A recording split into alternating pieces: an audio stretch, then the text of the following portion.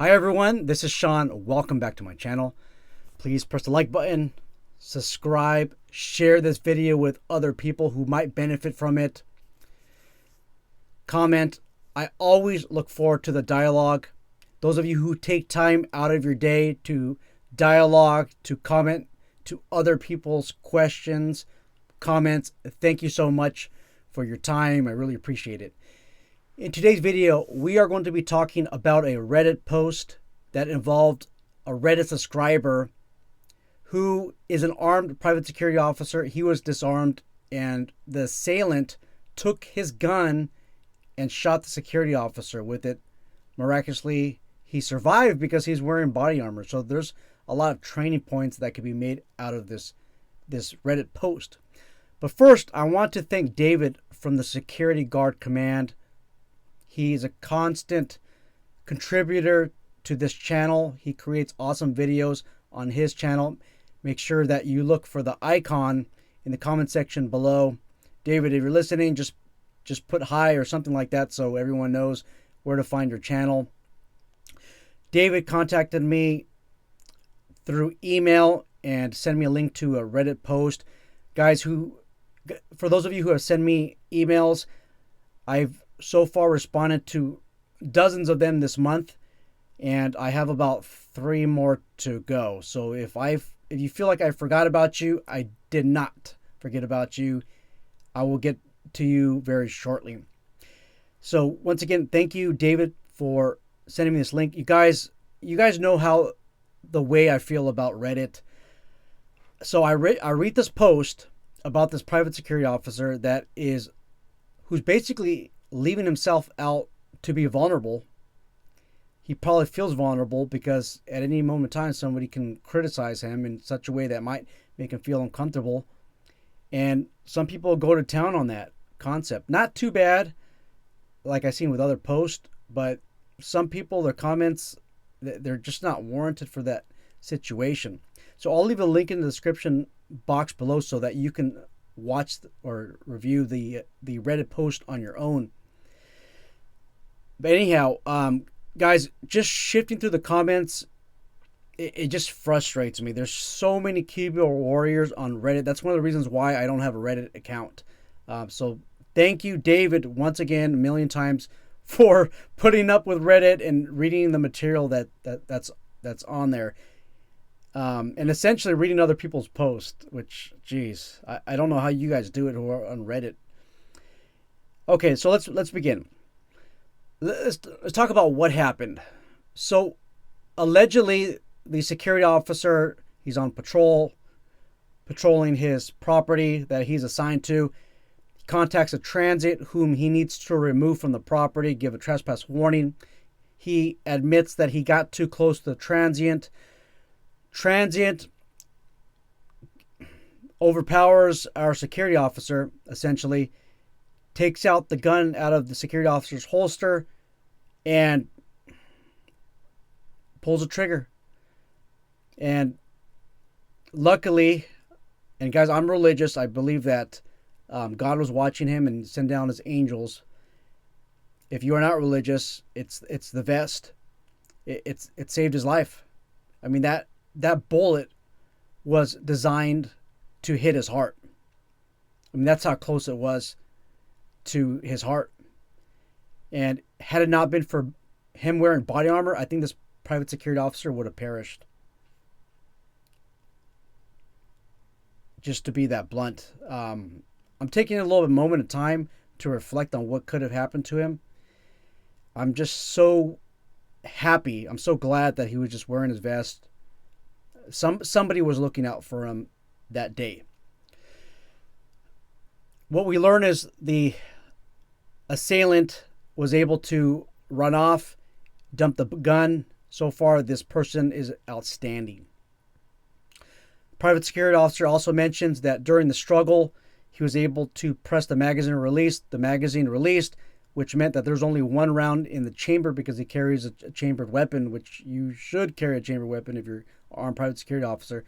And the offender or the assailant was only able to knock off 1 round. I want to commend this private security officer for thinking swiftly. It didn't just come by accident, ladies and gentlemen. His actions was a result of him planning what he would do in case somebody got a hold of his weapon. He planned this for years. Maybe he trained, but he thought about it during his rounds as a private security officer. What if this happened? What if that happened? What if this happened? That's some quick thinking. So let's talk about whether or not I believe that this post is true. There is no way to verify the I always butcher this word for some reason. I just got off of graveyards. The authenticity. I'm not even going to try. Is this post authentic or not? Something that really, really directed closer detail is that this Reddit subscriber posted a photo of his body armor and of his and of the actual bullet that struck his vest. You guys who have taken my 40-hour private patrol operator leadership and development course, you know that I put on a 3.5-hour video presentation on private security officer involved shootings, and I show you the procedures. I show you what you can expect from the law enforcement agency that is investigating your officer, or if you're the officer involved, what can you expect? You guys already know, you guys who attended my course already know that they are going to take your body armor. They are going to take your uniform. They're going to take your firearm. Why are they going to take your uniform? Well, this officer was in close proximity to this person. They're engaged in a struggle. Really, any uniform of the security officer can have traces of DNA. So that's why they're going to take the vest. Not to retaliate, not to teach them a lesson. It's to look for DNA evidence. Now, what puzzles me is, why was the officer allowed to take all of these pictures? And did they collect his uniform, his duty belt? Did they collect anything? Well, based on the picture, they didn't. But this is what would probably happen, or this is what I think would happen, is that right after the shooting, the security officer somehow notified 911, maybe through dispatch or through his own phone. Officers were en route. They got a last known direction, probably a good description, and they're probably looking for this person who has a gun, okay, who has a gun that essentially murdered somebody. Well, later on we find out that the officer's wearing body armor, but that shot is a kill shot. So I think that what ended up happening was the police officers will end up searching for the suspect instead of concentrating on the victim, private security officer. Hopefully later on they took everything for evidence so that they could process the uniform and we can identify this person, because so far this person is still outstanding. Now, there's no exterior link that I can find. If you guys find it, let me know. Some of the Reddit subscribers talked about a Facebook news story. I don't really hang out on Facebook that much. Facebook is basically another Reddit for the private security sector. So I avoid that as well. You guys, there's no way to tell whether or not this is a real event, but for all intents and purposes, for our presentation, we are going to assume that this was a real event, because there's a lot of learning points that can be made from this from this event. First, we can talk about the level 3 holster. I know that some of the Reddit subscribers talked about the level 3 holster. Hey, dude, you should have had a level 3 holster. And then he replied, I did. So, according to the YouTube Reddit subscriber, he had a level 3 holster. I think it was a Safariland holster. I'm going to show you what he explained. So, I have a firearm. I have my Glock 19 in a Safariland ALS holster. First, I'm going to show you that the weapon is safe. I'm going to lock the slide to the rear, and I'm being careful, guys, because I don't want to hit my microphone. That's why I'm holding it in this awkward position. There is no magazine in the well of the weapon, as you can see. I'm visually and physically inspecting the chamber for a cartridge, and there's nothing in there. So the gun is rendered safe. Please, YouTube analysts, please take this into consideration that this is not a live firearm. The magazine is removed. Actually, the magazine is downstairs. So this is a Safariland ALS holster. This is level 3 retention. Let me explain what happens here. So a level 1 retention is basically the holster itself with the set screws on the sides. It keeps the retention. It keeps the gun retaining the holster. That's level 1. Okay. So if I were to do this, and I'm just giving you an example here. If I were to go upside down like this, the gun should not fall out. This gun will fall out because there is no way of me demonstrating the friction that's presented with the level 1 holster without me activating the ALS system, and I'll describe what that is in a minute. But level 1, basically, it's a holster where you shake the gun upside down, and it shouldn't fall out. If you do it super hard, really hard, then it will fall out. Well, with many, it'll fall out. So that's level 1. Level 2 is basically the strap or the hood of the holster. So now we're on level 2. In order to activate this, I'm going to press down on the hood and move forward. Okay, that's how I draw the weapon. Now, if I want to, I'm getting closer to drawing the weapon. So for the level 3 portion, I need to activate the ALS system here. So basically, I'm grabbing the gun and I'm gripping it high, okay, on the tang of the weapon here, up high here, and I'm basically flickering down the ALS switch in a sweeping motion like this. This is this is very hard to show on camera. Hopefully you get the gist of it. So right here is the ALS system. It needs to be flickered down. So this is how I take the gun out, and you can actually do this fast if you train with level 3 retention. So all you're doing, you're gripping the gun as you normally would up high in the tang. You're pressing down with the hood and forward, and then remember that flickering motion I just showed you. You flicker down, and it releases the firearm. And this can be done very fast. So let me just demonstrate. You see how fast that was? Do it one more time. There you go.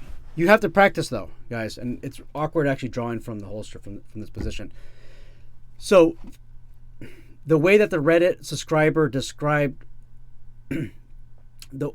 how he had his gun. So the gun was in the holster.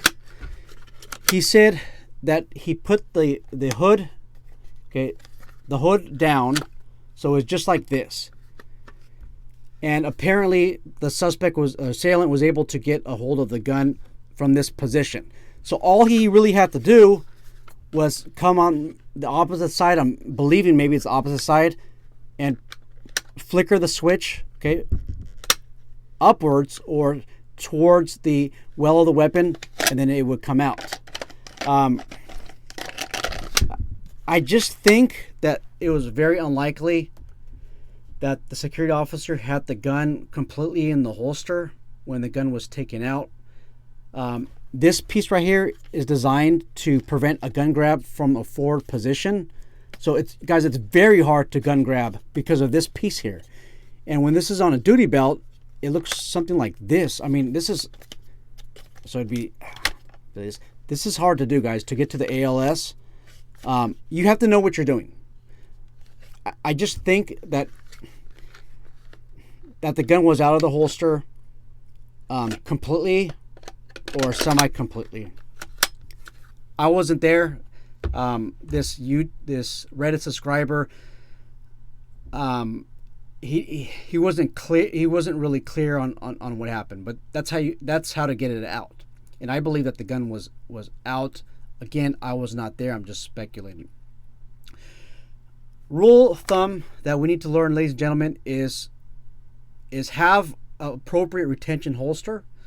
I'm still learning this holster. On duty, I have a level 2 holster, and I just described into great detail what level 2 holster is.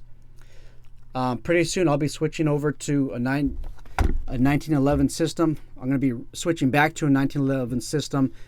Basically, it's your double stack 1911.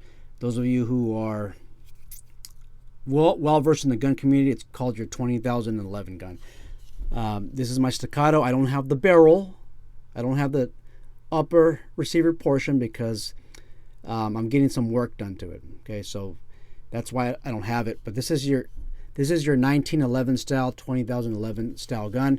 As you can see right here, there's a manual safety. When the manual safety goes down, then the gun is ready to fire. So that's what I have. So with a level 2 holster, there's something additional that the suspect has to do in order for this person to shoot me with my own gun. With the 1911 systems, you have a grip safety as well. So this person has to apply enough pressure on the grip safety, and then flicker down the manual safety, and then the gun will be ready to fire. But there's a couple of stages that needs to be completed in order for my own gun to be used against me. Somebody that knows what they're doing can obviously do that very, very quickly. But I'm still on a level 2. I need to do a lot more practice with the level 3, and then I will end up carrying a level 3 holster. Okay, most likely I will. But guys, consider a level 3 holster. I initially discounted a level 3 holster because I believe that it would take too long to take out of the holster. It'll take too long to take out the holster if you don't practice with it, but this can be done very quickly, as you can see. Practice, practice, practice, train, train, train. The level 3 holster is one way on how to reduce the chance of a gun grab. Some of the YouTube, or I keep getting YouTube mixed up with Reddit. One of the Reddit subscribers mentioned, well, you should have just pressed down on your gun and then waited for help. Guys, waiting for other people to help you is not a strategy. That's why I'm telling you, it just frustrates me to read some of these ridiculous Reddit posts. Okay, I believe that pressing the magazine release button. Those of you who are not well acquainted with firearms, our officer pressed this button here, the magazine release, which dropped the magazine, which only allowed 1 round to be fired instead of 10 rounds, 15 or 20, however he had in the well of the weapon. With some of the, I don't know if all of them, but I know with some of the Smith & Wesson pistols, there's a magazine release disconnect. So when the magazine is released from the firearm, you can't fire the gun. The magazine has to be inside. I don't like that personally with firearms that I carry. I want that opportunity that if I'm going to struggle and the magazine falls out, I want to have more. I want to be able to impact the suspect a lot more than just 1 round. With the 1911 style pistol, if I'm in some altercation, hand-to-hand combat, okay, if I need to, I can just put the safety up, just like this. See the safety? Put it up, and now the suspect has to press the grip safety, which is here, and push down the manual safety, just like this. Distance, guys, make sure that you keep your distance from these people. Do not underestimate your transient, your homeless person. These people are tough. You guys, they lived on the streets for years. A lot of them are on parole, on probation. Some of them served a lot of time. Some of them are wanted for warrants and other violations. These people are tough, you guys. A lot of them are in shape. They're pacing back and forth. They're on methamphetamine the whole day. Just exercising as they pace back and forth in the parks. They're breaking into houses. They're scavenging through trash cans. They're working out their upper core. I mean, just to jump in a trash can, it takes some type of strength, but they're constantly working out, you guys. But don't underestimate the transients. They can be very dangerous, very very dangerous, very unpredictable. A lot of times they're not taking their medications for behavioral health challenges that they have. Okay, sometimes they're under medicated. Don't underestimate the transient. There's working private security. There really is no reason to get close to a transient. I mean, you can be 3-arm distance from a transient, and why is that? Because usually in private security, you're not obligated to arrest somebody. Those of you who are transitioning into law enforcement, or you're in law enforcement already, or you've been in law enforcement, you have to get close to a transient if you want to arrest this person. Private security obviously is different because most of the time you're not in a role to make a mandatory arrest. So you can keep your distance. I work private security, I work law enforcement, work in private security. I would be sometimes 7 arms lengths away from transients. Okay? To evict a transient, you don't have to get that close, you guys. It's extremely dangerous. Do not let them get close to you. If you're going to draw your firearm, make sure that you are legally able to do so. I understand where the security officer was coming from. I know a lot of police officers that do the same thing, that those that have the level 3 retention system, they go to a call for service, they contact somebody that's suspicious, and they think, well, I might not be able to get my gun out in time. Let me just push down forward on the hood. So all I have to do is just grip the gun and activate the ALS system, which is basically a flickering down, and I pull my gun out fast if I have to. And that's the thought process. Thought process is also, well, I might not be able to get my gun out in time. So that is a real concern. Another concern that I actually have with the level 3 is if you make one mistake on your gun grab, that could be the difference between life and death. This person has a deadly weapon. So you got to keep practicing over and over. That's why I am not carrying level 3 at the moment. I need to be more proficient. Guys, it took me about 1,000 to 3,000 rounds of practice, constant drawing from the holster, to be comfortable carrying a 1911 style pistol for on-duty purposes, because the draw is a little bit different. You're drawing from the holster, and then you're flickering the manual safety down. There's one additional step, and then obviously you need to apply enough pressure on the grip safety. So that's all I have. I'm sure I'm missing a bunch of stuff, guys. Let me know what you think. Please go to the Reddit post, and see what other comments people have to say, and then look at all the pictures that this private security officer posted. There's a total of 2 right now. If you find a new story, let me know. Guys, I'm looking for a dialogue. Just let me know what your thoughts are on this. Take care and be safe.